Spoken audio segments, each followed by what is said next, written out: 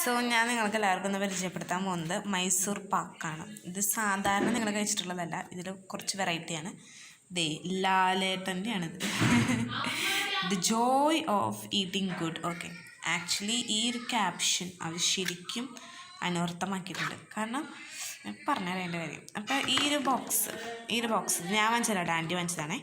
ഈ ഒരു ബോക്സിൽ 2 കുട്ടി ബോക്സ് കിട്ടും. അതിലൊരെണ്ണം കഴിഞ്ഞു, ഇനി അടുത്ത ബോക്സാണിത്.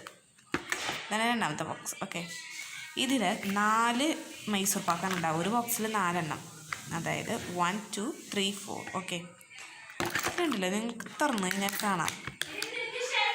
നോക്കി നിങ്ങൾ, ഗീ ഉണ്ടല്ലോ, ഗീ ഇങ്ങനെ എന്താ പറയേണ്ട ഈശ്വര, അത്രയും ഞാൻ പൊട്ടിച്ചാൽ നിങ്ങൾക്ക് വിശ്വാസമാണ് ഇങ്ങനെയായിട്ട്. ഇത് നോക്കട്ടെ,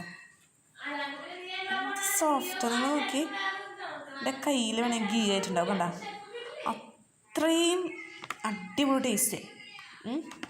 എൻ്റെ അമ്മേ, അത്ര അടിപൊളി ടേസ്റ്റാണ്. ഇതിന് പൈസ വരുന്നത് എത്രയാണ്? 600 രൂപ കേട്ടോ.